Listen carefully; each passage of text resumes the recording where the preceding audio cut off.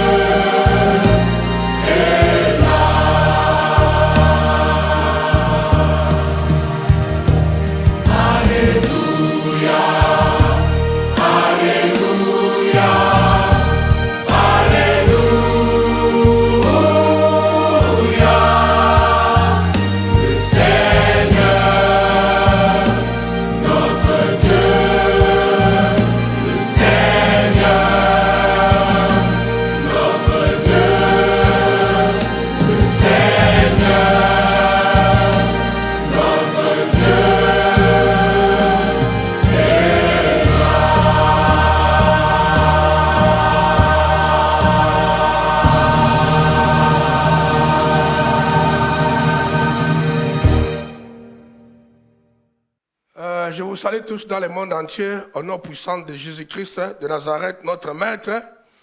Une fois de plus, soyez les bienvenus encore dans ce cadre que Dieu nous a donné, qui s'appelle la piscine de Siloé. Nous disons merci à Dieu par rapport à ce moment. Vous savez, j'étais en train de penser quelque chose des enfants de l'Église Impact et nos amis qui nous suivent dans les réseaux sociaux. Vous savez, sans la foi, tu ne peux pas plaire à Dieu. En fait, sans la foi, tu es impire. Les païens sont les impires devant Dieu parce qu'ils n'ont pas la foi. La différence entre nous et ces gens-là, c'est la foi. Maintenant, il n'y a pas la vraie foi. Tu ne vis pas dans l'utopie. Il n'y a pas la vraie foi sans la connaissance de la parole de Dieu. Et moi, j'ai peur que beaucoup de nos chrétiens dans le monde entier, ils aiment apparemment Dieu, ils viennent dans nos églises, mais les gens n'ont pas encore réussi à considérer la parole comme la source de la décision finale de leur vie. Ou bien c'est la parole suprême, ou bien c'est la chose la plus importante de leur vie. Si tu vas dans une église locale, si tu aimes le Seigneur Jésus, mais la parole n'est pas ta force suprême. La parole, ce n'est pas là où toute ta vie est fondée, tu es en train de passer à côté. Dites Amen. Dans toutes les réactions humaines, dans toutes les décisions humaines, il faut que cela soit gouverné et conduit par la parole de Dieu. J'aimerais vous exhorter cela avant d'aller plus loin dans la parole. Parce que le danger est quoi? Au sein de la communauté apostolique Impact, j'en parlerai le dimanche, pas ce dimanche, dimanche d'après, j'en parlerai. Les 3 éléments qui font la force d'un homme, les 3 éléments qui enlèvent la mort dans l'homme, à l'église Impact, on a ça. Maintenant, cela dépend de comment toi tu reçois la parole de Dieu pour avoir accès à cela. Je suis le pasteur de l'église Impact. Je connais ce que Dieu a mis ici. Peu importe ce que les gens peuvent considérer par leur ignorance. La plupart des gens qui voient les défauts, qui connaissent des ignorants. Parce qu'eux-mêmes, ils ne connaissent même pas la Bible. Ils n'ont jamais lu la Bible. Les ignorants, les aveugles. Les aveugles veulent que les choses soient considérées à leur manière. Ça aurait été mieux si on devait faire ça comme ça. Nos arguments, nos points de vue n'est pas important parce que nous sommes tous, y compris moi, devant Dieu, les idiots. Ce qui est plus important, c'est ce que Dieu dit. Et ce que Dieu dit, ça n'échoue jamais. Même si cela apparaît comme la folie dans les yeux humains, comme la phrase que Dieu a dit à cet officier militaire de l'armée syrienne, va jette-toi dans l'eau de Jourdain pendant 7 fois. L'eau là était l'eau le plus sale qu'on peut imaginer à ce temps-là. C'était pollué. Donc tu entres là, tu sors avec des boutons, tu sors avec les microbes, tu sors vraiment intoxiqué. Mais c'est là que Dieu a dit à cet homme-là, va te jeter. Maintenant, tant que tu n'as pas confiance à la parole de Dieu, qui te dit de te jeter, là où Dieu veut que tu te jettes, là où tu es assis là-bas, tu es en train de passer ton temps inutilement et tu es la distraction. Il faut que nous tous, nous puissions réussir à comprendre que la force de notre vie, c'est la parole. Si tu crois à la parole, le miracle commence. Dites Amen. Durant ces 3 jours, j'étais très malade, cloué au lit. J'ai demandé les rendez-vous que j'avais ici à l'église. Je ne croyais pas que je serais debout ici. Mais je disais à tout le monde que j'ai la foi. Que samedi à la piscine de Siloé, je serai là, je porterai la parole, je prierai avec les gens. Et le dimanche. J'ai seulement mis la foi à la parole de Dieu, pas à autre chose. J'ai mis la foi dans la parole de Dieu.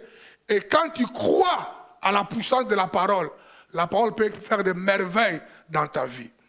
Vous devez arrêter à venir à l'église avec vos présomptions. Vous devez arrêter à venir dans l'église avec vos propres philosophies à vous. Oublie ça. Ça ne t'amènera nulle part. Distraction, perte de temps. Quiconque me suit là-bas dans les réseaux sociaux, vous devez comprendre que c'est la parole. Si c'est la parole, les choses qu'on vous prêche ici, si je vais poser la question ici, les thèmes qu'on a commencé à aborder, ceux qu'on a abordés, il n'y aura même pas la moitié qui seront à mesure de répondre, même la moitié de ce qu'on a appris. Les gens ne sont pas sérieux. Ils ne considèrent pas la parole de Dieu. Les gens sont des religieux. Les gens ont bien aimé, surtout les Africains en particulier, les Africains, le terme est agressif, excusez-moi, hein. C'est comme si tout Africain a une petite dose de la sorcellerie dans les sangs. C'est pourquoi les Africains sont attachés aux choses qui sont palpables. Ils veulent voir de l'eau, un bâton, un trick, c'est ça. Mais dans le christianisme, ça n'existe pas. Il n'y a que la parole et le Saint-Esprit. Il n'y a que la parole et le Saint-Esprit. La folie que les gens ont là, d'aller ramasser de l'eau chez un prophète, bien l'huile, c'est une folie à outrance. Ça vous amènera en enfer. Ça n'existe pas. Dans les véritables l'huile d'onction n'existe plus. Était fabriquée par 5 épices. Toutes ces bêtises que les barbares amènent comme l'huile d'olive n'est pas l'huile d'onction. Quand Quand quelqu'un veut te mettre de l'huile d'onction, refuse. Dis-lui que tu vas donner ça à un Italien de faire la cuisine de pizza. Ça ne marche pas. Dites Amen. C'est monté très fort dans mon cœur, bien-aimé, que les chrétiens doivent sortir de la barbarie spirituelle, où leur propre philosophie, mentalité, coutume, culture, présomption, ils veulent assimiler à la parole de Dieu en venant fidèlement à l'église chaque matin quand il fait froid à la piscine de soleil. Non, non, non, non. Quand tu viens ici, la parole qu'on vous donne ici, c'est la parole de Dieu. Il faut croire à ça, marcher avec ça, relire ça, mémoriser ça, incorpore ça. Regardez pourquoi beaucoup parmi vous commettez les péchés inutilement. Parce que quand vous venez à l'église, vous écoutez la parole, vous ne permettez pas que la parole la prenne forme dans votre intérieur. Vous ne la mémorisez pas. David a dit ceci dans le livre des Psaumes. Je serre ta parole dans mon cœur pour ne pas pécher contre toi. Le moment avec toi, dans ton cœur, la parole n'est pas sémée. Et quand les diables viennent, il n'y a pas même l'anti-diable. Il n'y a pas la parole. Quand Jésus a été attaqué par Satan, Jésus n'a pas utilisé les gris-gris. Jésus a dit, ah, je suis Dieu. Satan, tu verras maintenant. Il n'a pas fait tout ça. Ça n'aurait pas marché. Quand Satan venait, et Satan savait, Satan a attaqué Adam et Ève avec la parole. Vous vous souvenez encore de ça? Est-ce que Dieu a réellement dit? Et Satan a aussi attaqué Jésus avec les paroles écrites. Qu'il est écrit que tu tomberas sur les auteurs, mais ton corps ne touchera pas le sol, car les anges te porteront. C'est dans les Écritures que Satan a ramassé ça. Mais Jésus, étant quelqu'un qui avait incorporé la parole en lui, il répondait aussi à Satan, il est écrit, il est écrit, il est écrit. Est-ce que toi, tu vas dire à Satan, il est écrit, qu'est-ce que tu as en toi comme bagage de la connaissance? Quel effort que tu fais, ça fait 1 année, 10 ans, 6 mois à la fois, quel genre de bagage que tu as accumulé en toi comme la parole? Moi, je vis dans une petite équipabilité. Crois-moi, sincèrement. Ça fait déjà beaucoup de temps que Dieu m'a dit, j'ai un retard de la connaissance de la parole de 2 ans et demi. Maintenant, je ne sais pas si je vais arriver à 3 ans. Parce que je ne suis pas encore rattrapé. Je suis en train de vouloir créer un temps, vraiment un temps, pour passer que mon temps vraiment à lire encore la parole de Dieu. C'est moi qui lis, qui connais beaucoup, de me dire que tu as un retard. Et toi? Quand tu viens ici, tu n'écris pas, tu n'achètes pas les CD, tu ne fais rien du tout. Quand tu sors sur tout est parti. Comment tu vas vivre la gloire de Dieu? Quand les attaques de Satan viennent, vous utilisez vos connaissances humaines et charnelles, parfois même plus erronées. Et ça vous amène dans les erreurs graves. Et il y a des gens, tellement ils sont ignorants, ils vont commencer à pointer du doigt. Et les pasteurs en clé et l'église Impact. L'église parfaite, les pasteurs parfaits n'existent pas, mais l'église Impact est parmi les meilleures. Je vous dis bien, je pèse le mot la meilleure sur la terre. Frère, crois-moi, nous sommes parmi les meilleurs sur la terre, mais ce n'est pas l'orgueil. Nous essayons de marcher avec la parole. On essaie d'interpréter la parole, mais à la limite exactement de la vérité par rapport à l'Esprit de Dieu. Mais toi, tu reçois quoi? Dieu a mis ça très fort dans mon cœur pour vous interpeller parce que ne passez pas ton temps inutilement. Fais les choses bien. Dis après moi, je m'engage. Ne m'engage pas si tu es pharisien. Quand je dis je m'engage, tu prends l'engagement, bien aimé, de développer la connaissance et de faire la parole de Dieu votre source de tout. Là, tu verras la gloire de Dieu. Amen. On a commencé à aborder, ça fait 2 semaines, dans la piscine de Siloé, ce thème qu'on ne va pas finir aujourd'hui, qui est intitulé « Oui, la main de Dieu est assez longue pour te faire du bien, te guérir et te délivrer. » Mais ce ne sont pas des théories. Le thème là, tu as déjà écrit ça, mon frère. Tu n'as pas écrit ça 10 fois. Mais il y a quand même un cerveau qui est calibré. Comment tu peux écrire le même thème 10 fois? Tu as déjà écrit ça 2 fois. Les gens doivent développer la capacité qu'on appelle l'intelligence. Moi, ce que j'appelle l'intelligence, ce n'est pas cette foutaise-là que les gens ramassent des diplômes à l'université. Ça ne m'intéresse pas. Maintenant, si on me dit d'aller faire encore l'université, je ne le ferai pas. Je suis très sérieux. Mais je veux que les gens aillent faire ça. Je me trouve assez bien comme ça. meilleurs que beaucoup d'intellectuels. Frère, crois-moi. On leur met les choses dans la tête qui a été fabriquée par un gars qui peut être professeur, qui se met à aliéner, les bousiller la tête. On leur crée un couloir de raisonnement et de fonctionnement. Mais l'homme intelligent doit être broad. L'homme intelligent n'est pas dans un couloir broad.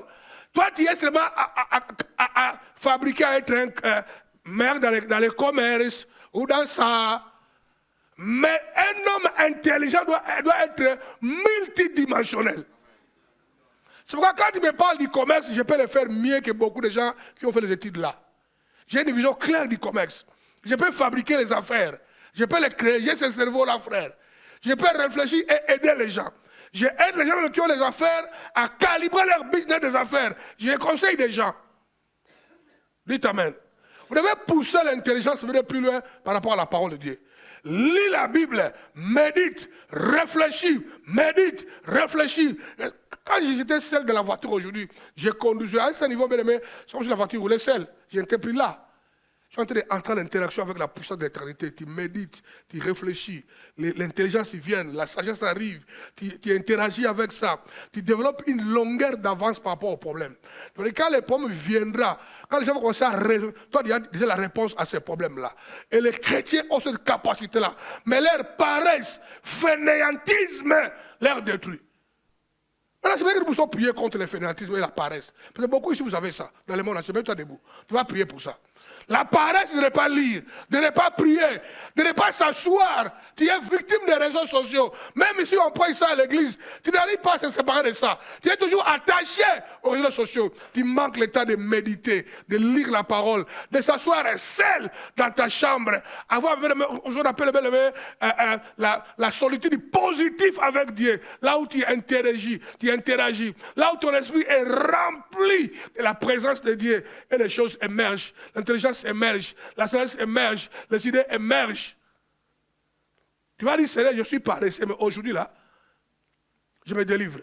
Parce que Salomon a dit, je suis passé auprès du champ, de la vie, de la famille, des projets, des affaires d'un homme paresseux. J'ai vu que les mauvaises choses sont poussées. Ce que lui attendait comme résultat n'émerge pas. Parce qu'il est paresseux. Il ajouta un peu de paresse. La pauvreté, ça battra sur toi. Il ne parle pas seulement de la pauvreté socio-économique, même la pauvreté spirituelle. On a beaucoup de pauvres spirituellement. Ça fait 10 ans à l'église.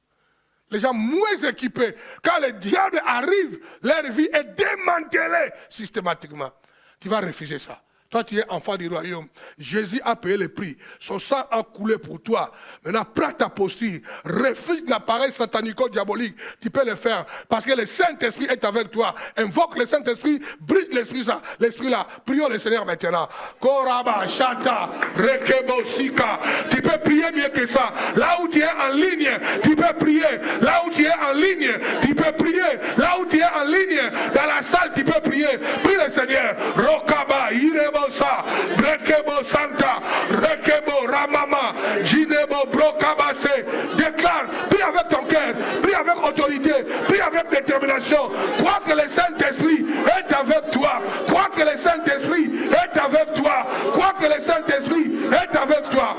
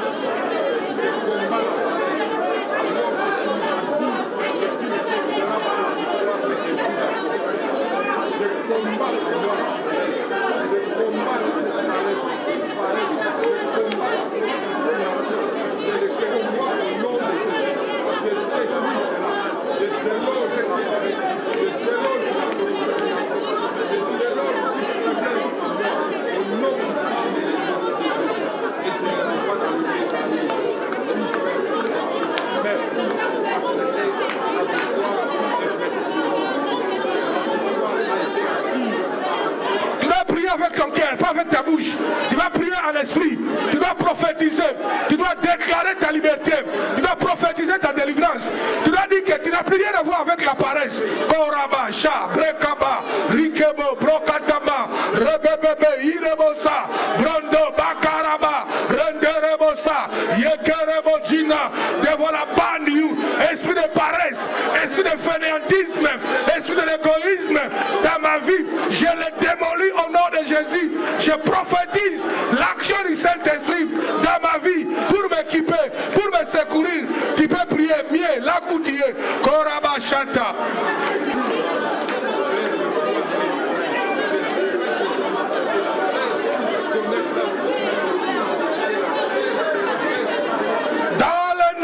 Jésus-Christ, dans le nom de Jésus-Christ, libère-toi de la paresse, libère-toi de fainéantisme, sois baptisé du Saint-Esprit, reçois la puissance de Dieu, reçois l'énergie d'en haut, Irebosa, devenez surnaturel, devenez surnaturel, devenez surnaturel, mène une vie victorieuse, Kota Brakataba, combat pour ta destinée, bagarre pour ta destinée, je prophétise, tu es de la race de vainqueurs, dans le nom de Jésus, dans le nom de Jésus. Amen. On va s'asseoir. Ça, c'est le combat que tu ne dois pas prier une fois et tu as oublié. Ça doit être votre style de vie. Livrer la bataille contre la paresse. Vous savez, la vie que je mène, c'est une vie infernale. Beaucoup de fois, ce n'est pas que je condamne quelqu'un ou la faute de quelqu'un. Non, c'est mon devoir. Vous savez, beaucoup de fois, même quand je suis malade, très malade, durant ces 2 jours, tu vois les gens dans le monde entier qui, moi, je dois rendre compte à ces gens-là par rapport à leur travail qui fait à l'impact beaucoup de choses. Frère, tu subis la pression. Hein? Même quand les gens savent que tu es malade, tu subis la pression. Quand tu dois répondre aux demandes des gens par rapport à leur commission, leur travail. Tu dois te bagarrer dans la maladie, de trouver une bonne position pour que là-bas aussi les gens soient satisfaits. Parce qu'eux aussi, leur travail doit aller de l'avant. Si tu es paresseux, tu vas arrêter tout système. Peut-être que tu es fainéant. Tu aimes beaucoup ce corps. Que tu le veuilles ou pas, ce corps mourra tôt ou tard. On doit le traiter dignement. Qu'on le veuille ou pas, mais le corps-là doit travailler pour ton salut, pour ton âme, pour ton développement. Je ne cesse de répéter ces phrases-là. Mais je sais combien, je ne sais pas combien de gens sérieux qui entendent le son de ma voix. Apôtre Paul a dit, je traite dignement ce corps. Ce corps ne doit pas être trop cajolé, doit être traité dignement pour que votre véritable toi, âme, devienne ce que Dieu attend. Mais beaucoup de paresseux, ils maltraitent leur âme pour donner la beauté à ce corps. C'est pourquoi l'autre fois la prostitution, pour avoir l'argent, avoir l'apparence. Beaucoup commettent le péché, avoir l'argent, avoir l'apparence. Beaucoup aujourd'hui abandonnent. Il y a combien de faux prédicateurs, combien de faux prédicateurs dans le monde aujourd'hui? Les gens qui travaillent avec la magie et la sorcellerie. Les gens qui poursuivent que l'argent. Combien de faux prophètes, combien de faux prédicateurs dans le monde aujourd'hui, parce qu'ils veulent gagner l'argent pour embellir ce corps. Ils détruisent leur âme pour ce corps. Toi, tu ne dois pas faire ça. Dites Amen. Tu peux être dans une bonne église où la parole est prêchée avec prudence, avec un bon leadership comme moi. Je me considère parmi les meilleurs leaders dans le monde aussi. Crois-moi, je suis très sérieux avec ça. Mais allez en enfer. Allez en enfer. Judas Iscariot était à côté des meilleurs, à côté de Jésus, les meilleurs prédicateurs, les meilleurs leaders. Judas était là en enfer, frère. Hein? Ça ne veut rien dire d'être membre de l'église Impact.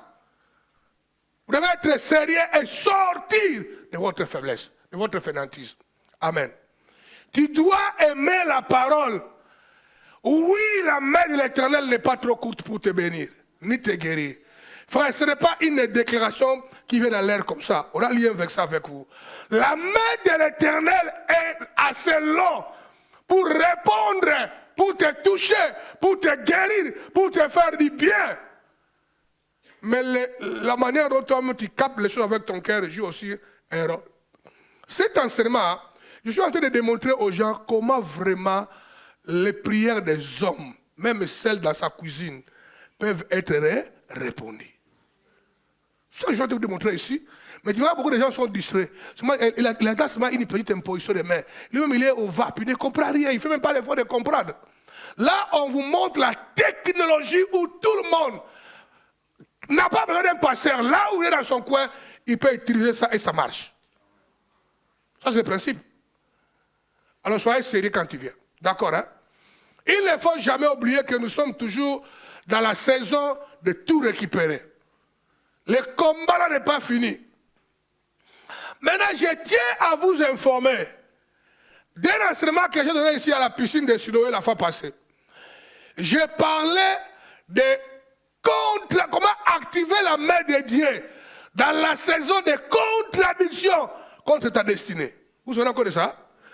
C'est que Mardoché a subi. Dieu était en train de lui élever au travers le roi. Frère, on lui a fait tourner dans toute la ville. Voilà l'homme que Dieu a élevé. Ah, il est retourné gardien, sentinelle à la porte. On a volé sa destinée. Et je vous ai dit, il y a des postes que toi tu peux occuper. Écoutez-moi très bien, je pèse mes mots. Même dans nos églises, même dans les entreprises, même dans plusieurs endroits, il y a des postes qui sont réservés à toi, qui sont occupés par des mauvaises personnes. N'oublie jamais ça. Même dans les églises, il y a des gens qui occupent des postes maintenant dans l'église d'autorité de mauvaises personnes. Dieu va les bouger quand toi tu entres. Mais si tu es aveugle, tu ne le verras jamais. Mardoché, mais il fallait que Aman soit tué pour que Mardoché arrive là. Tant que Aman était là, Mardoché a vu son élévation tourner à rond. Alléluia. Mais quand il est mort, Mardoché est monté. Certainement, les gens ne vont pas mourir, mais ils seront déplacés pour que toi tu arrives là où Dieu veut te placer. Tu dois être au courant de ça. Et tu dois être en mesure de voir ça quand cela va commencer à se réaliser. On a lu avec vous 2 Chroniques 7, 13 à 15 que je vais encore relire pour la énième fois si tu permets.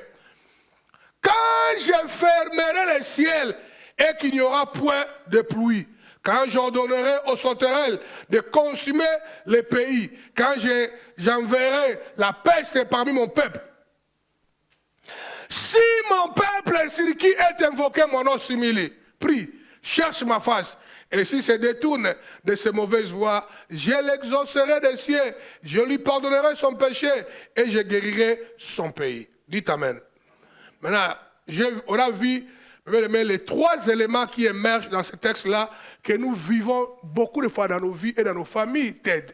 A, la fermeture du ciel et l'absence de la pluie. Combien de gens sentent même quand il est assis là, c'est comme si ces prières ne montaient pas. C'est comme si tout est fermé là-bas. C'est comme s'il n'a jamais eu la pluie sur toi. Tout le monde, à une certaine manière, a déjà vécu ça. Dites Amen. Parce que c'est dans la Bible. Cela fait allusion au non-exaucement de la prière, rien ne s'ouvre, même si tu es chrétien, oui, ou chrétienne, même dans la rue quand tu marches, même quand tu as mis le maquillage partout, aucun garçon ne te regarde. Rien du tout. Même quand tu vas dire bonjour à une jeune fille pour demander même l'adresse, toi qui es beau gars dans la rue, il te regarde, il t'invite.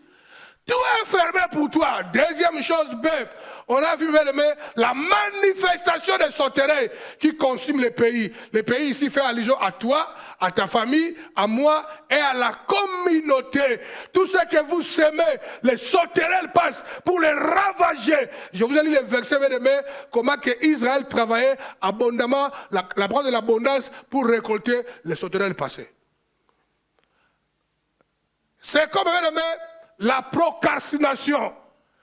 Tu vas commencer une chose, ça n'achève pas, le diable vient et arrache ça. Il détruit ça. Ta vie tourne à rond. Tu te donnes des projets, tu as du mal à finaliser.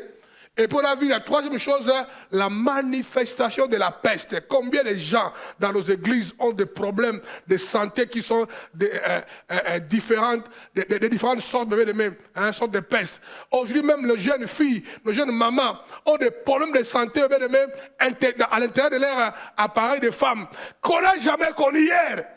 Il y a des systèmes de fibromes, de kystes, de coulements de sang satanico-diaboliques. Les maladies qui ne sont pas censées exister dans nos communautés. La peste. Dites Amen. Aujourd'hui, on le voit au milieu de nous. Et si les gens comprennent ça, les gens sortiront de la paresse. Ils sauront qu'il y a des forces étrangères maintenant qui se lèvent contre nous. D'abord, les gens doivent être prudents de comment ils mangent, gèrent leur santé. Tout ça, c'est aussi très important. Et à la fin de compte, ils se lèvent dans la sainteté et dans la prière.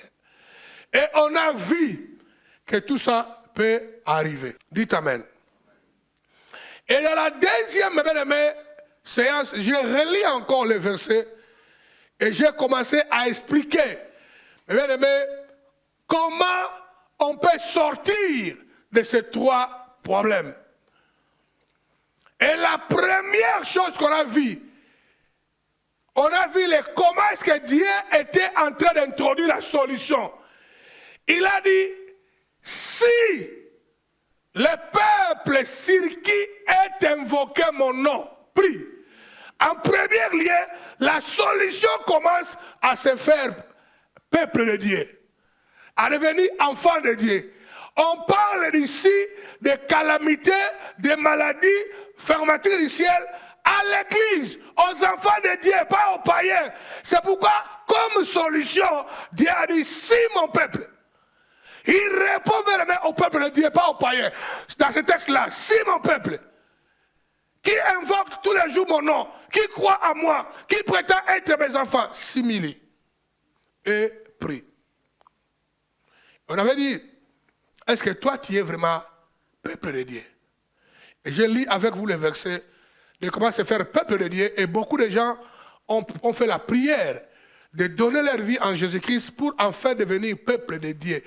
Et se faire compter parmi les peuples de Dieu. Et c'est très bien là qu'on a fait. Et deuxième chose, j'ai dit, il faut s'humilier. Dis après moi, j'apprends à m'humilier. Parce qu'à la base, tout homme est orgueilleux. Tout homme est orgueilleux. À la base, y compris moi. La sémence là est à nous tous. Il faut briser ça. L'orgueil se voit, nous tous ici. Même quand tu parles avec ta femme, tu es orgueilleux. Même quand ta femme a raison, mais nous tous, on essaie de montrer la femme, elle a tort. C'est l'orgueil. Quand on ne considère pas ça, c'est l'orgueil. Ah non, moi, je suis un homme, c'est faux. Comment tu parles avec ta femme à la maison? Comme la Bible dit que non, la femme est inférieure, enfin pas inférieure, mais la femme dépend de l'homme. Toi, tu utilises un moyen pour écraser. Tu es orgueilleux. Tu utilises le pouvoir que tu ne mérites pas. Moi, dans le travail d'être autorité de la femme, c'est un pouvoir immérité. Vous êtes d'accord avec moi? Parce que le pouvoir mérité, c'est sur quoi tu as travaillé, tu as payé le prix et tu es arrivé. Mais quand Dieu te déclare autorité et que tu n'as rien fait, et que tu deviens autorité, comme moi je suis pasteur, c'est un pouvoir immérité. Être pasteur, c'est un pouvoir immérité. Quand ces bandes de fous deviennent orgueilleux, maudissent les membres de l'église, tout ça, parce qu'ils sont ignorants, c'est un pouvoir immérité. On ne l'a pas mérité. Qu'est-ce que moi j'ai fait pour devenir pasteur? Pourquoi pas toi? Qu'est-ce que moi j'ai fait pour avoir ce que j'ai comme connaissance? Moi qui n'ai pas été à l'école, toi tu es universitaire, pourquoi pas toi? Parce que Dieu fait la grâce à qui il veut. Donc c'est immérité. Tout le monde comprend ça? Mais c'est très important de capter ça. Même quand tu es belle de figure, on s'en fout de ta beauté. C'est immérité. Toi tu as fait quoi pour être belle? Pour venir nous casser la tête. Hein? Oui? Quand tu vois quelqu'un qui est belle, tu fais la fille, gifle-les. Si tu fais la gifler et puis les blesser, ça sera bien. Parce que la beauté là va diminuer. C'est bien. Comme ça, il apprend. Quand il va regarder dans le miroir, il dit, ah Seigneur, il va s'humilier. Amen. Il va s'humilier un peu. L'efficacité de l'exaucement de nos prières pour que Dieu te fasse du bien, te guérisse, te délivre et te bénisse, c'est l'humilité. Et je lis avec vous le livre de Jacques, chapitre 4, là où on a dit, Dieu résiste aux orgueilleux, mais il fait grâce à qui? Aux humbles. On avait dit ceci, ce qui est humble reconnaît ses limites. On avait dit ça oui ou non? Ce qui est humble reconnaît ses limites. Et puis on a dit, celui qui est humble, c'est qui il est. Vous vous souvenez encore de ça? Vous vous souvenez encore de ça? Tu as déjà oublié, pourquoi tu ne réponds pas bien? Toi tu es champion en oubli. On a vu celui qui est humble, c'est qui il est. Ce que je suis à présent, je lis un verset de 1 Corinthiens 15. Ce que je suis à présent, c'est la grâce de Dieu que je le dois. Tu connais qui tu es, que tu es rien en termes de tout, mais ce que tu es en train de revenir, c'est la grâce de qui? De Dieu. Tu connais qui tu es? Dites Amen.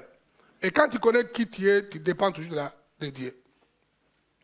Et cette grâce qui m'a témoigné n'a pas été inefficace, ça a été très efficace. Loin de là, j'ai peiné à la tâche, puisque tous les autres apôtres n'ont pas, moi, certes, mais la grâce de Dieu qui est avec moi. Un homme comme moi, quelqu'un me disait hier, il a dit, de toute façon, toi, tu es coriace. Même si tu es en train de mourir là-bas au lit, tu es malade, tu ne parles pas bien, je sais que tu seras fort samedi. Quelqu'un m'a dit ça. Il a dit, toi, tu es coriace. Le fait que je sois coriace, c'est déjà immérité. Moi, mais je reconnais ça. La force physique que moi, je possède, bébé de mes, c'est para-anormal. Moi, j'ai la force physique, bébé de mes, qui est surhumaine. Je le reconnais et je connais. Moi, je peux pousser mon corps aujourd'hui, demain, après-demain, le lendemain. Je continue à avancer. Tu ne me verras jamais s'écrouler.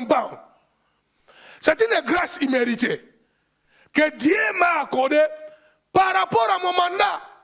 Et j'essaie de le faire. Donc la grâce, celui qui est humble reconnaît qui il est. Et toi, tu connais qui tu es.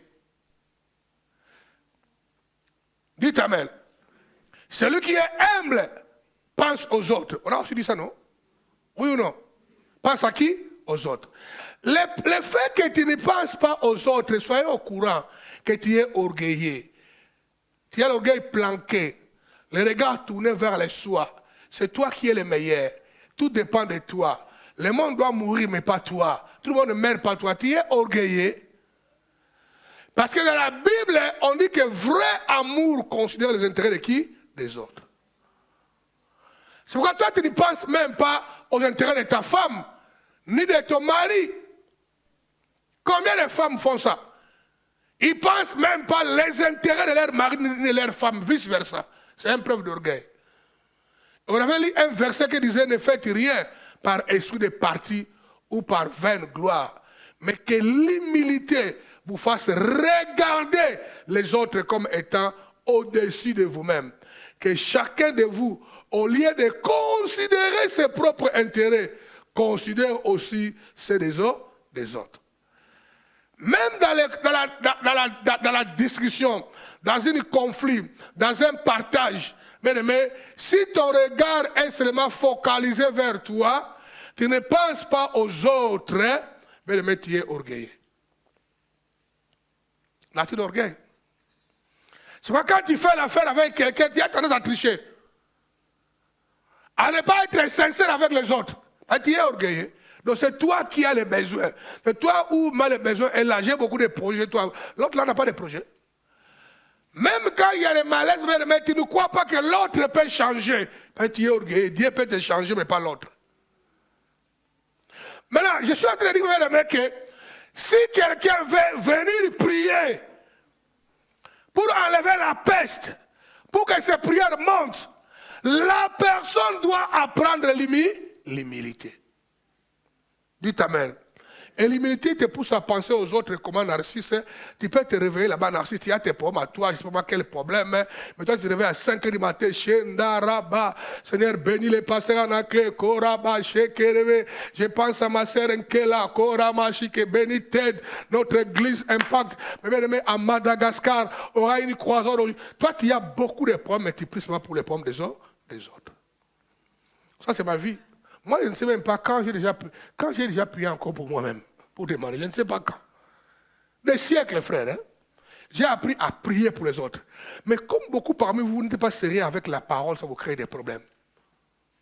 La parole dit, donner, il fera quoi? Vous voyez, ça ne passe pas de l'argent. Hein? Parce que les gens sont corrompus, il va se pas l'argent. Non.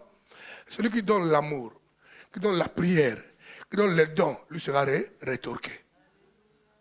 Toi, tu ne pries pas pour les gens. Qui va prier pour toi? Hein? Même quand quelqu'un aime la prière, en train de prier, ton nom dans sa bouche, ça n'apparaît jamais. Mais toi, tu ne pries pas pour les gens. Donnez! Il vous sera quoi? Donné. On voit ça. Et l'humilité apprend à donner l'amour, à donner la prière, à donner les sacrifices. De retour, les gens donneraient pour toi. Et ensemble avec vous, ce jour-là, on avait prié par rapport à l'humilité. Maintenant, celui qui est humble cherche Dieu. Point prochain, écrivez ça. On dit à parler d'humilité. Celui qui est humble cherche Dieu. Regarde-toi.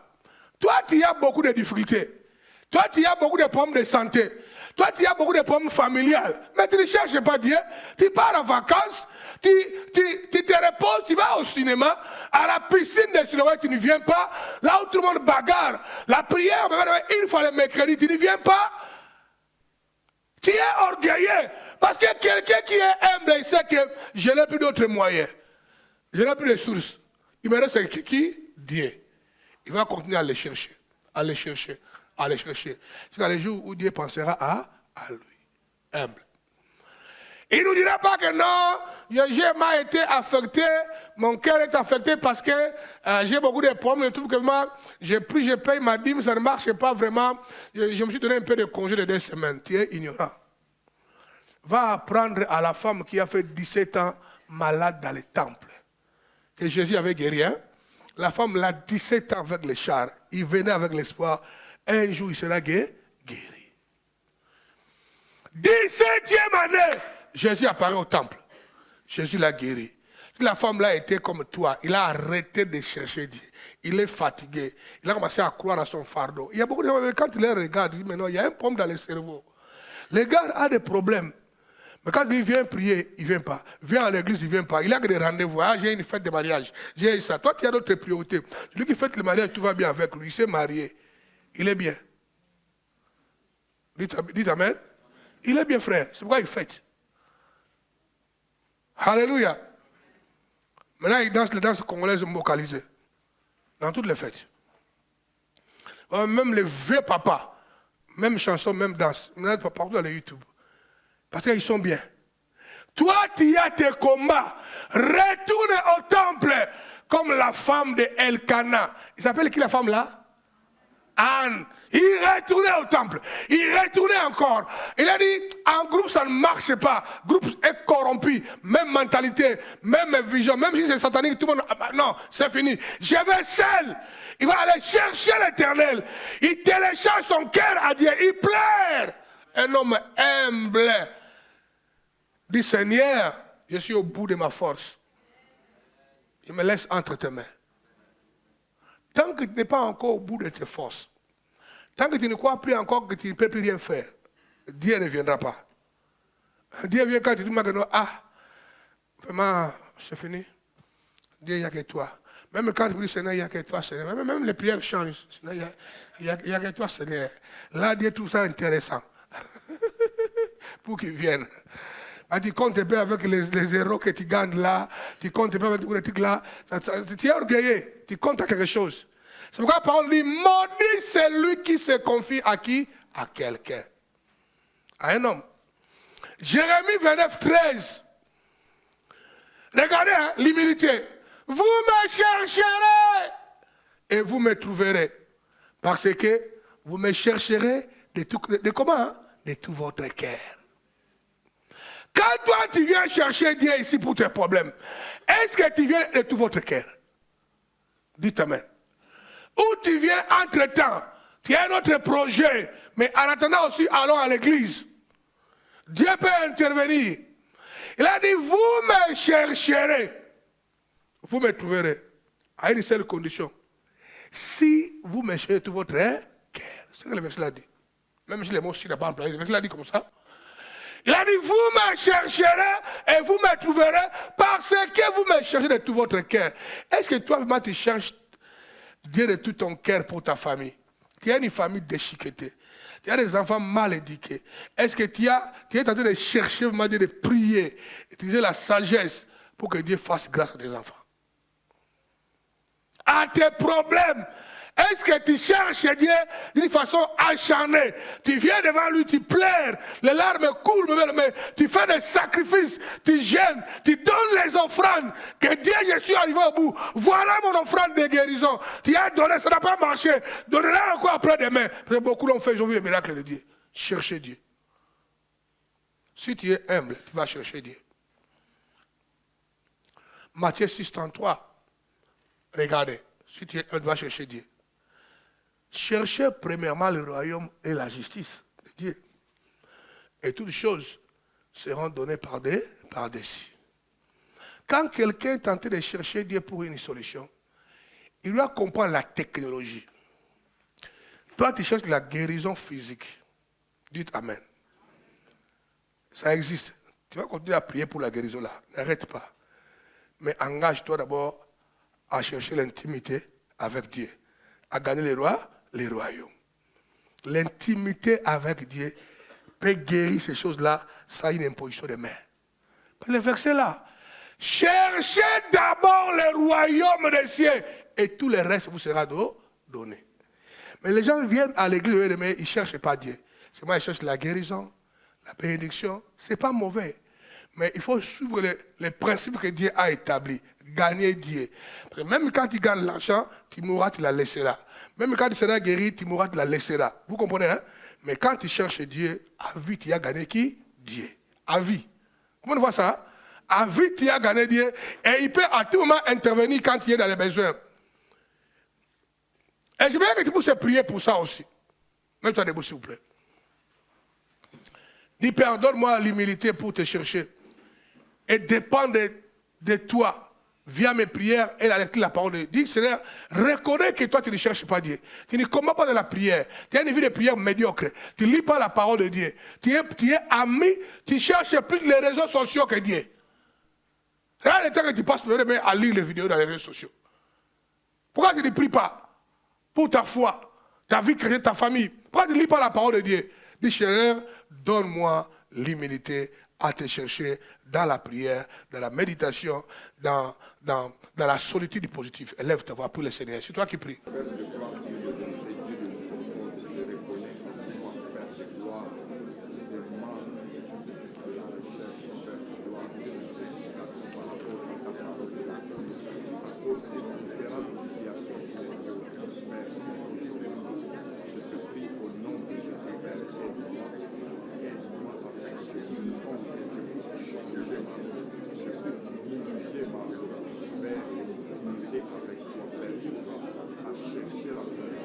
Là-bas, Aline, engage-toi s'il te plaît.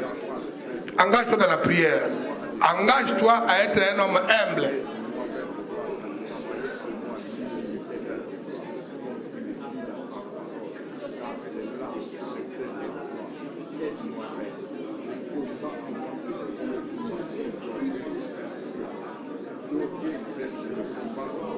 Parle à Dieu.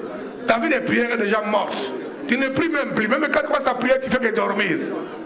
Tu peux changer ça. Koraba Shanta Brekaba Zikerebosa Brondorobo Shekaraba Santa Yerebo Shinkiriaba Sontorobo Sekerebosha Brokaba Gendaraba Rekebo Jina Brekaba Seke Brokaba Sata Yerebo Jina Brosata Ramalebro Shekaba Yaraba Seke active ta vie de prière, active ça comme un monteur, active ta vie de prière, active ça par le Saint-Esprit. Ma vie de prière, je déclare une activation dans ma vie de prière, je déclare une activation dans ma vie de méditation, je le prophétise, je le déclare, je bannis la paresse, je bannis la procrastination, je bannis la paresse, je bannis la procrastination, je déclare l'énergie, je déclare la force, je déclare la discipline, je déclare la force, je déclare la discipline, de me lever, de lire la parole, de méditer la parole, de prier au nom de Jésus, je bannis la vie de non-prière, la manque de prière, je le bannis de ma vie, je le bannis de ma vie, je le bannis de ma vie, je le bannis de ma vie, au nom de Jésus, je déclare l'énergie de 5 heures de matin, l'énergie de 5 heures de matin, l'énergie de 5 heures de matin, recevez la grâce de Dieu, au nom de Jésus, reçois la grâce de Dieu.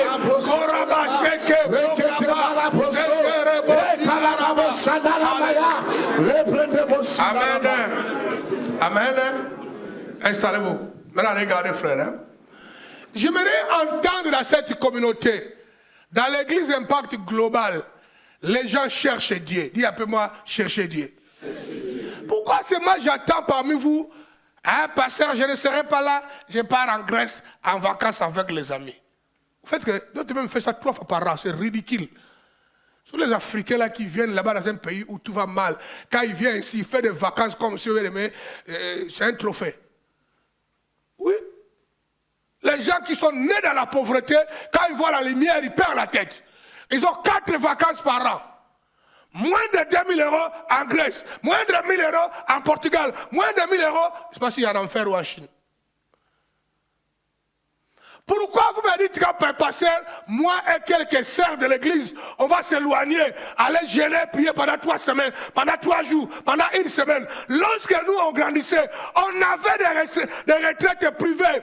Pourquoi les gens ne font pas ça? Ah, pasteur, on va s'éloigner un peu en Flandre, on a trouvé un bel endroit, je vais aller gêner, prier. Pourquoi les gens ne... Parce que les gens sont orgueilleux, les gens aiment le corps et la chair. Moindre héros, vacances. Moindre héros, vacances. Mais dans leur vie, ils peuvent voir et lire des pêches. Tu sais, tout le monde qui sont ici sont conscients. Il n'y a pas un enfant ici. Ils peuvent voir qu'il y a des choses qui déjà lui arrivent.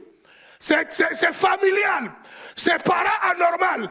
Il voit ça déjà arriver. Quand c'est petit, il ne réagit pas. Parce que c'est un paresseux. C'est un orgueilleux. Mais il va en vacances. Il sait que la chose là était dans mon père. Était dans ma maman. Mais il y a des gens qui savent ça dans leur propre vie. Mais ils dorment. Parce qu'ils sont orgueilleux. Il a le temps pour aller boire les pinacolades dans le désert. Mais pas combattre pour ta vie. Change ta mentalité. Tu sens que la chose là arrive. Tu le sens. Tu peux le sentir. Mais toi, tu préfères aller à Paris, aller à Marseille, au lieu d'aller à la retraite. On a dit, pasteur, je vais aller à la prière, mais qui tu peux m'associer pour aller avec moi pendant 1 semaine? Tu ne le fais pas. Mon peuple sire qui est invoqué mon nom, s'humilie. Allez s'abandonner auprès de Dieu, je ne peux rien faire, caramba. Père, regarde ma santé, regarde mon âge, déjà 32 ans. Même pas un homme me fait signe dans la rue. Ma mère a connu ça. C'est pourquoi il m'a mis au monde dans le mariage un peu illégal. Ma maman était 3e bureau à côté. Tu peux dire ça à Dieu, que moi je refuse ça au nom de Jésus. Mais les gens, au lieu de faire ça, les gens passent le temps à aller faire des vacances inutilement.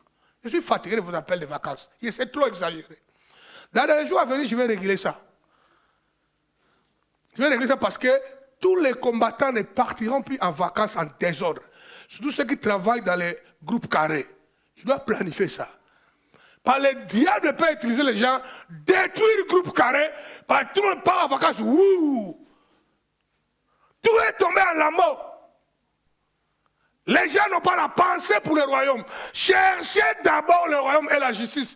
L'humilité te pousse à chercher Dieu. Tu as compris ça? Si nous cherchons Dieu, nous, en la clé, nous cherchons Dieu, parce qu'on sait que sans Dieu, on ne peut rien. On sait que c'est impossible. Il faut que les gars là interviennent. Trop de démons là-bas et des sorciers. Dites Amen. Celui qui est humble reconnaît et dépend de la grâce de qui? De Dieu. La grâce. Il y a vraiment la grâce. Frère, là, si j'en parlerai le dimanche prochain, pas ce dimanche-là, la chose dont tout le monde ici a besoin, bien aimé, c'est la grâce. Beaucoup de gens disent, ah Seigneur, pasteur, merci, c'est par la grâce. Ah, pasteur, par la grâce. Les gens disent par la grâce, mais les gens ne cherchent pas la grâce en question.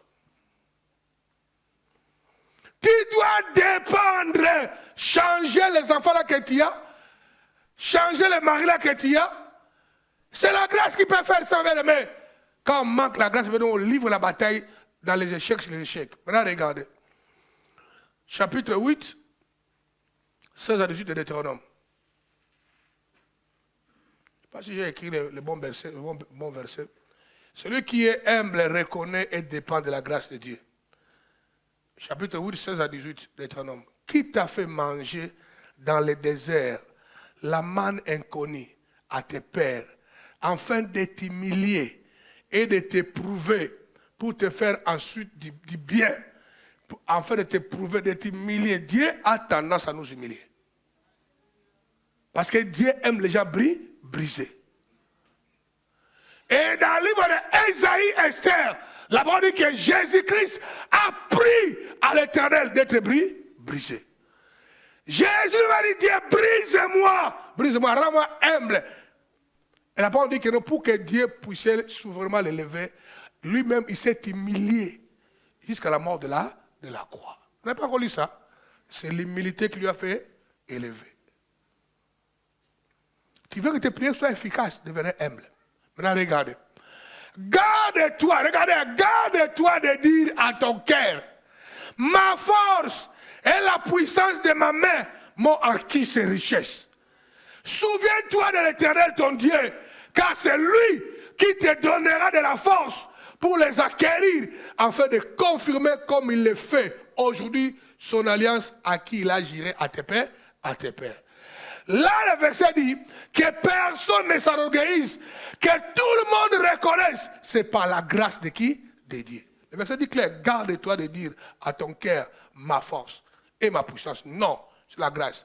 Tu es debout là, tu t'es réveillé dans le froid là, tu étais sous la couette, tu es venu ici. C'est la grâce. Tu as trouvé un petit boulot là, on te paye un bon salaire, c'est la grâce.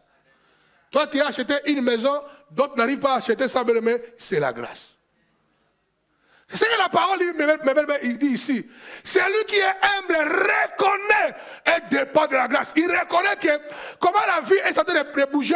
Vous savez, il y a des gens que vous êtes là, bien aimés. Laissez-moi exagérer. Les gens, un argument bête, mais c'est important. Les gens comme vous, par exemple, les Annabelle, les Chloé, les Jonathan, votre papa et votre maman, toute la famille est convertie. Ça, c'est une grâce incroyable. Et les gens sachent ça. Tu verras que dans toute la famille, même s'il y a des chrétiens, il y a seulement 2 ou 3 rebelles ou tétis qui ne viennent pas dire. Dans votre famille, toute la famille vient dans le Seigneur. C'est dire, Seigneur, merci pour la grâce. Les offrandes de reconnaissance, vous ne donnerez pas de 20 €. Parce que vous identifiez la grâce et la faveur dans la famille.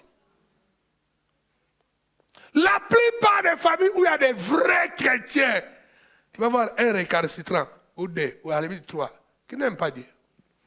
Les parents prient, la maman prie, se casse même le temps, la tête partout. Il retourne, il ne veut pas se convertir, mais vous avez la grâce. Donc un homme humble reconnaît, même quand il vient prier auprès de Dieu, même quand il parle, il reconnaît tout ce qui est autour de lui. C'est la grâce. Il ne peut pas s'enorgueillir. C'est Dieu qui ouvre les portes, donne les initiatives, les contacts. Comme j'ai vu Estor en train de témoigner dans une vidéo, la faveur de Dieu pour trouver le travail qu'il a trouvé. Il reconnaît que c'est la grâce. Et dans la boîte, tout le monde prend soin de lui, il veut les booster. C'est la faveur, c'est la grâce. Il y a des boîtes où tu vas, mais tout le monde te hait. Il va te lapider aujourd'hui. Dites amen. La grâce. Un homme humble reconnaît et dépend de la grâce de Dieu. Dis appelle-moi, pasteur, ça je le reçois.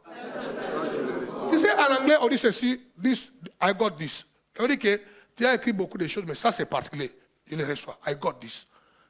Il y a des choses, mais il faut dire I got this. Chacun doit reconnaître, mais y compris moi, que nous sommes les fruits de la grâce. Regardez la maladie que tu as dans le corps. Tu n'es pas encore guéri. D'autres ont fait avec ça 1 année, 6 semaines.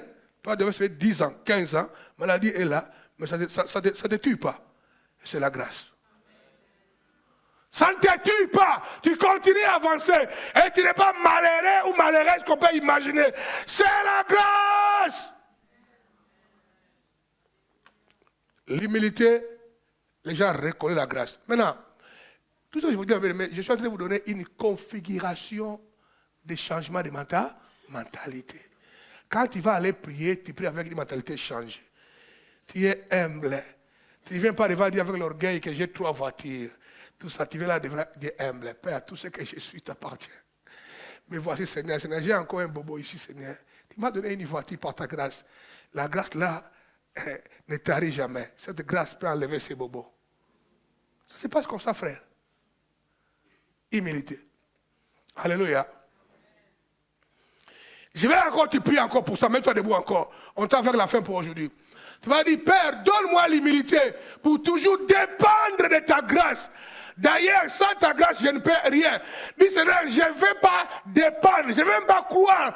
Tout ce que je suis et que je possède vient de moi-même, toujours à toi. Encore, donne-moi l'humilité de dépendre toujours à ta grâce. Élève ta voix pour le Seigneur. Alléluia. Pour le Seigneur. Tu peux prier mieux que ça. Pour le Seigneur. Seigneur, nous recevons ta grâce, nous remercions ta grâce, Seigneur. Merci pour la grâce que tu nous as accordée, Seigneur. Merci pour la grâce qui a ouvert les portes. Merci pour la grâce qui a donné la santé. Pour la grâce qui nous a stabilisés. Pour la grâce qui nous a sécurisés. Pour la grâce, Seigneur, qui nous a guéris. Nous les recevrons, Seigneur. Seigneur, c'est que par ta grâce que nous sommes. Ce que nous sommes. Que ta grâce continue, Seigneur, à agir dans nos vies. Demande à Dieu l'humilité de la grâce. Agir dans nos vies. Demande à Dieu l'humilité de la grâce. Seigneur, afin que la grâce continue à s'amplifier. La grâce continue à s'amplifier et à activer dans nos vies. Au nom de Jésus, nous les recevrons, Seigneur. Nous bannissons toute forme de gain. Tout ce que nous sommes, Seigneur.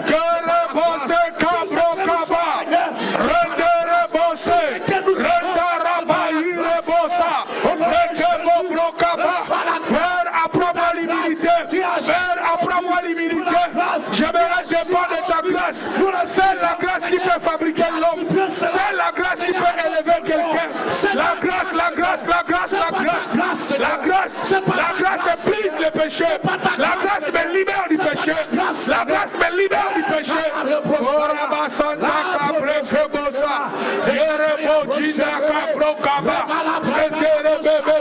Prie le Seigneur, prie le Seigneur. Déclare la grâce. Déclare la faveur de Dieu. Déclare la grâce. Déclare la faveur de Dieu. Qui nous a élevés. C'est ta grâce, Seigneur, qui nous a guéris. C'est ta grâce qui nous a libérés. C'est ta grâce qui nous a sauvés. C'est ta grâce qui nous a installés, Seigneur. Et qui continue à nous propulser. Et qui continue à nous propulser. Et à nous élever. Seigneur, nous recevons plus de grâce. Nous recevons de la grâce de ta part, Seigneur. Afin que nos vies continuent à être structurées holistiquement. Au nom de Jésus. Au nom de Jésus. Et Kalaya Bosanaya. Et Malabrandoro Bobo Senere. Ikaya Bayo Soto. Et Malaya Bratalaba. Reketebo Sotorama. Amalaya Bobo Senere. Et Brekadi Rabobo Sierra Baba. Et Malaya Boseterebaya. Seigneur, merci pour ta grâce. Seigneur, merci pour ta grâce. Seigneur, merci pour ta grâce. Seigneur, merci pour ta grâce. Qui délivre ma famille. Qui délivre mes enfants. Qui délivre ma famille. Amen. Qui délivre mes enfants. Amen. Au nom de Jésus. Dites après moi Amen. Amen. Installez-vous. On va achever cet aspect de la grâce. Le reste, on continuera prochainement. Il y a encore beaucoup de choses à parler. Ce verset-là veut me garder beaucoup de richesses, ce texte-là. Mon peuple, c'est qui est invoqué mon nom. La grâce. Mais regarde-moi. Celui qui est humble sera récompensé. Dites Amen. Et celui qui est humble sera quoi? Récompensé. Dieu résiste aux orgueilleux. Dieu refuse la prière des orgueilleux. Dieu tourne le dos au sacrifice des orgueilleux. Dieu n'accepte pas les offrandes, les activités des hommes orgueilleux. Même quand il sert Dieu à l'église, ça ne sert à rien. Dieu ne voit même pas ça parce que tu es orgueilleux. Mais Dieu récompense les humbles. Vous savez ça qu'on va prier pour clôturer. Que Dieu fait de moi un homme de grâce. Libère, accorde-moi la grâce. La grâce vient à tous les domaines, frère. Même la grâce supérieure qui se transmet par l'impact divin via les hommes. Tu as besoin de ça. Mais la grâce te brisera, te façonnera et puis tu vas aller de l'avant. C'est par la grâce. Maintenant, regardez. Regardez ceci. Hein. Celui qui est humble sera comment? Récompensé. Chapitre 22, verset 4 des Proverbes. On dit ceci. Le fruit de l'humilité, la crainte de l'Éternel, c'est la richesse, la gloire et la vie. Regarde les mots, frère. Regardez. Regardez le verset Georges. Regardez le verset Philippe et comme. Regarde le verset là, Judas. Les fruits de l'humilité. 1. La crainte de l'Éternel. 2. La richesse. 3. La gloire. 4. La vie. Ça, on reviendra ça tôt ou tard. Dites Amen. Quand on est humble, Sam, ça garantit que personne ne peut vivre la crainte de Dieu s'il n'est pas humble. Les gens qui papotent dans le péché, les hommes orgueilleux, les barbares, parce qu'ils ne sont pas humbles. Parce que c'est la crainte de Dieu qui nous rapproche de qui? De Dieu. Vous êtes d'accord avec moi? Amen. Je vis dans la crainte de Dieu. Maintenant, la réponse n'est pas m'appropriée, mais parlons de ça. Je vis dans la crainte parce que j'ai envie que Dieu me protège. Dieu me garde. Dieu me bénit. Dites Amen. Normalement, on vit dans la crainte de Dieu parce que Dieu nous le demande. C'est notre Père, il faut vivre dans la crainte de Dieu. Mais j'ai un peu donné ça un contexte. Hein. Tu sais pourquoi tu ne vis pas dans la crainte de Dieu? Tu n'as pas besoin de la protection de Dieu. Tu n'as pas besoin que Dieu te bénisse. Tu n'as pas besoin que Dieu te sécurise. Tu te suffis en toi-même. Tu es orgueilleux. C'est pourquoi tu fais ce que ton cœur désire. Les gens comme nous, on ne sait rien faire. On me met le sang, lui, on est foutu. Je dois vivre dans la crainte de Dieu pour chercher sa faveur. Preuve que toi, tu es orgueilleux parce que tu ne vis pas dans la crainte de Dieu. Tu fais ce que ton cœur désire. Tu es dans les péchés. Tu as encore des copains, des copines. Tu papotes partout dans les péchés. Moi, je suis dans la crainte parce que je sais que si je ose, Satan va m'achever. Si je ose, il y a une tante de ma famille qui m'attend au tournant. Dès qu'il va m'achever. Lui, il sort la nuit. Qu'est-ce que j'ai fait? La crainte de Dieu. C'est pourquoi on a dit, pour que quelqu'un ait la crainte de Dieu, ça commence par l'humilité. Parce qu'il est conscient que je ne peux rien faire. Moi-même, je vais mourir bientôt. On va me tuer. Je vais être pauvre. L'école, ça ne marchera même pas. Quel mari qui va me regarder ou une femme qui va m'aimer? Moi, là. Maintenant, pour que j'aie tout ça, je dois être humble. Et dès que tu es humble, l'humilité active dans l'homme la crainte de l'Éternel. Ça, c'est un. Deux, ça garantit la richesse. Regardez, vous n'avez pas encore compris ça. Dieu résiste aux orgueilleux. Il fait grâce à qui? Aux hommes. Ça veut dire qu'il ouvre les portes. Il donne la faveur. Il donne la bénédiction. À qui? Aux hommes? Aux hommes. Ça, c'est le principe ici, frère. C'est le principe. Les gens aiment le même, mais quand ils viennent à l'église, ils ne vivent pas. Ah non, moi je travaille beaucoup. Et les autres combattants là, ils ne font rien.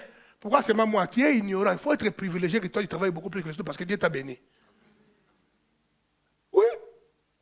Mais toi tu fais des comparaisons. Dans l'église là, on utilise beaucoup. D'autres combattants, on ne les voit même pas. Mais quand, frère, ce n'est pas ton problème, mais servir Dieu. Apôtre Paul a dit qu'il a travaillé plus que tout le monde. Il a dit ça, frère. Il s'est même privé du mariage. Il était erré. Il ne se plaignait pas. C'est pourquoi moi j'aime. Dans cette église-là, personne ne peut dire qu'il travaille mieux que moi. Plus que moi. Il n'y a personne, frère. Et je ne me plains pas. Je ne me plains pas. Je me dévoute tous les jours de ma vie pour aller de l'avant. Et je suis heureux de servir mon Dieu là. J'ai été créé que pour ça. Le fruit de l'humilité, la crainte de l'Éternel. Et cette crainte-là, après ça, fruit de l'humilité, la richesse. Tu sais pourquoi tu es dans une pauvreté qui ne change pas malgré tes efforts? Tu n'es pas humble, frère. Les hommes humbles, Dieu ouvrira les portes pour eux. De la gloire. Toi, la vie. Maintenant, ce n'est pas le thème du jour, hein. Parce que beaucoup de fois, quelqu'un voudra savoir le détail, ce n'est pas le thème du jour. Je peux vous détailler ce message-là, mes amis. Comment la richesse arrive via l'humilité? Je peux vous montrer ça dans la Bible. Comment? Dites Amen. Les richesses. Maintenant, regardez. L'humilité vient du mot anglais. Meekness. Meekness. L'autre anglais dit humility, mais le vrai mot anglais c'est meekness. Qui désigne quelqu'un dont la pauvreté est connue de tous et qui dépend pour sa survie de l'aide extérieure. Tu veux comprendre ça? Va à Darfour au Soudan, va vers le Kivu, là on a plus de 5 millions de déplacés congolais qui vivent dans les tentes.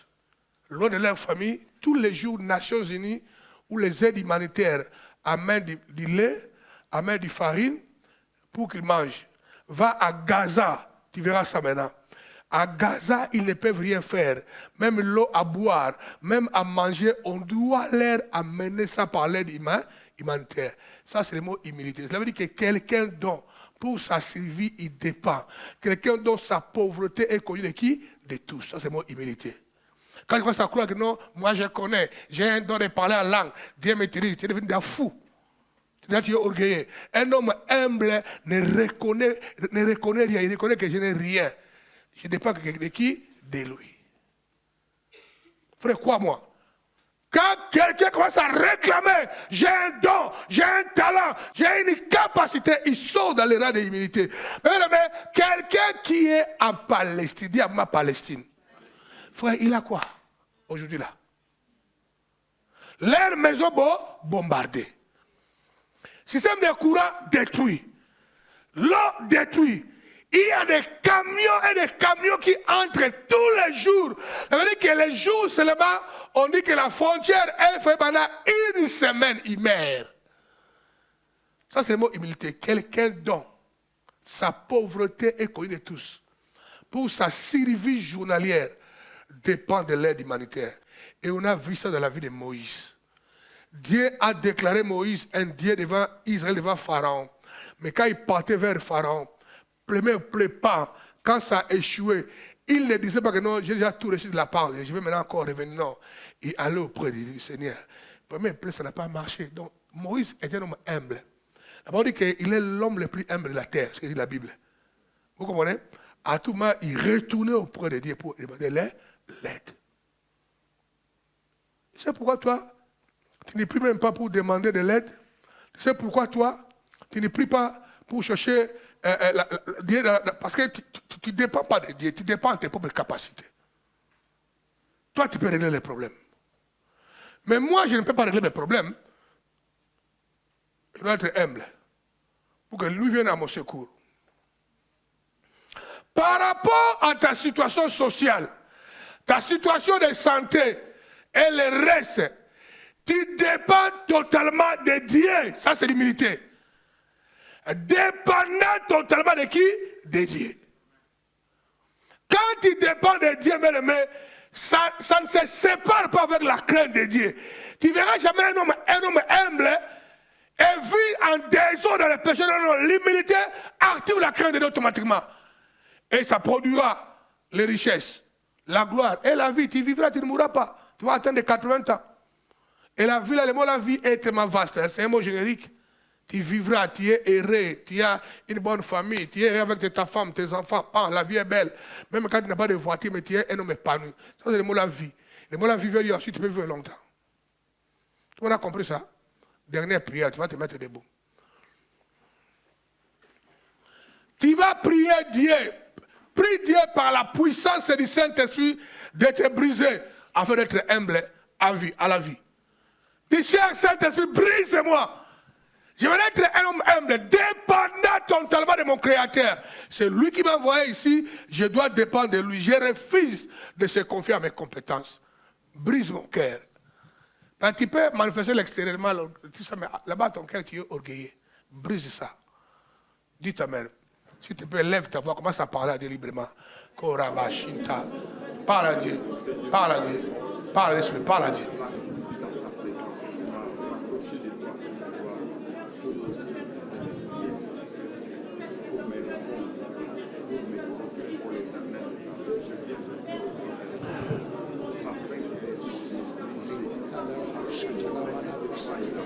Saint-Esprit, que ta puissance agit dans nos vies, que la force du Saint-Esprit agit à nous, Seigneur, pour briser toute forme d'orgueil. Seigneur, fais que nos vies dépendent de toi. Fais de moi, Seigneur, fais de moi un homme humble. Fais de nous un homme, des hommes et des femmes humbles.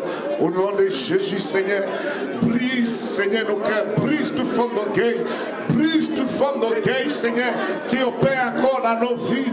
Fais de nous des hommes et des femmes humbles, dépendants de toi, Saint-Esprit.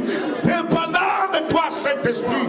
Brise à nous toutes choses qui fait, Seigneur, de garder à nous-mêmes nos efforts, nos capacités, nos énergies, toutes choses sur lesquelles nous dépendons, toutes choses sur lesquelles nous avons mis nos foi, mis nos confiances. Honte que toi et ta grâce. Brise-le, Seigneur.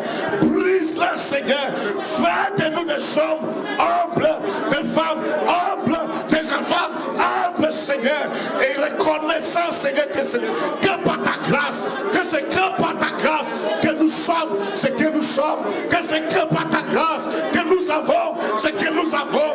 Seigneur, brise-nous, Seigneur, brise-nous, Seigneur, brise le deuil à nous, brise le deuil à nous, brise le deuil dans mon cœur, brise le deuil dans ma vie, brise le deuil dans ma vie. Rends-moi humble, Seigneur, rends-moi humble, Seigneur, rends-moi humble, Seigneur. Je refuse, Seigneur, de dépendre de mes énergies, je refuse, Seigneur, de dépendre de moi-même, de dépendre de quoi que ce soit. J'aimerais te dépendre de toi, Seigneur, j'aimerais dépendre de toi, j'aimerais dépendre de toi, de ta grâce, de toi, de ta grâce. Oh Seigneur, que nos yeux se lèvent vers toi, que nos yeux se lèvent vers toi, et que la reconnaissance soit à toi seul, Seigneur, qui nous a fait et qui continue à nous faire. Seigneur, reçois la gloire. Donne le micro à notre frère Delpech, gardez les mains levées. Delpech va prier, il dit Seigneur, quiconque est malade ici, ça sort maintenant. Quiconque a un problème ici, Jésus le touche. Si tu es malade, mets la main là où tu as du mal. Si tu as des problèmes dans ta vie qui te demandent, mets la main droite dans la poitrine. Delpech va prier pendant quelques minutes. Notre Dieu est notre Père. Personne ne s'est approché de toi et resté le même. Personne ne t'a cherché et ayant reçu quelque chose venant de toi. Ce matin, oh Dieu, tu nous as ouvert les yeux de comprendre encore la profondeur de l'humilité. Papa, merci, oh Dieu, de faire de nous des hommes humbles, des hommes qui te craignent, des hommes qui dépendent et reconnaissent ta grâce. Merci Seigneur, ô notre Dieu. Nous te bénissons et nous te disons gloire et louange à toi et à toi seul. Mais c'est pendant que nous voulons nous séparer, ô Dieu, je t'en supplie que dans le nom de Jésus, que celui qui est venu malade soit maintenant visité. Que celui qui est venu angoissé, tourmenté, oh alléluia, je prie que la puissance du Saint-Esprit puisse le toucher au nom de Jésus. Que toute maladie qui a été déclarée incurable, ce ne soit, alléluia, totalement, oh alléluia, visitée maintenant par la puissance du nom de Jésus. Père, tu as dit, à mon nom vous chasserez les démons. J'ordonne à tout esprit impur de libérer ton peuple, de libérer l'église, de libérer tes enfants. Au nom de Jésus, je les déclare, oh alléluia, et j'annonce la liberté dans la vie de chacun. Alléluia, que ton peuple soit libre, libre de fonctionner, libre de marcher avec toi, libre dans tous les domaines de leur vie, et que la récompense de toi soit libérée pour chacun. Oh mon Dieu, tu es celui qui écoute la prière. Merci de visiter ton peuple. Je recommande un pacte global. C'est-à-dire que celui qui est dans les réseaux sociaux maintenant, que celui qui est en direct sur les Zoom, celui qui est en train de nous suivre quelque part au Madagascar, île de la Réunion, Togo, alléluia, Abidjan, je déclare la puissance de vous toucher. Je déclare celui qui est stérile, reçoit maintenant la visitation, la fécondité entre en toi maintenant. Au nom de Jésus, Rekamaropré, Ikarosokamarosaka, au nom puissant de Jésus, le ciel est ouvert. Et il y a quelque chose qui est déclenché maintenant pour le peuple de Dieu, pour l'église, alléluia, un pacte global, maintenant et à jamais. Au nom de Jésus, merci pour ton serviteur, le pasteur Arnaclé. Père, je prie pour sa santé, je prie pour sa santé émotionnelle, relationnelle, financière et sociale. Une visitation est déclenchée maintenant. Au nom de Jésus, la force du Bible est en lui. Seigneur, il fonctionne et il continuera à fonctionner avec la grâce de Dieu. Que l'amour de Dieu le Père, l'onction et la puissance du Saint-Esprit accompagnent chacun de nous. Alléluia, dans le nom de Jésus. Dans le nom de Jésus. Dans le nom de Jésus. Nous avons ainsi prié. Acclamons très très fort le Seigneur, acclamons le Seigneur. Tu peux faire mieux que ça, acclamons le Seigneur, il est digne. Amen. Na na na na na na na na na.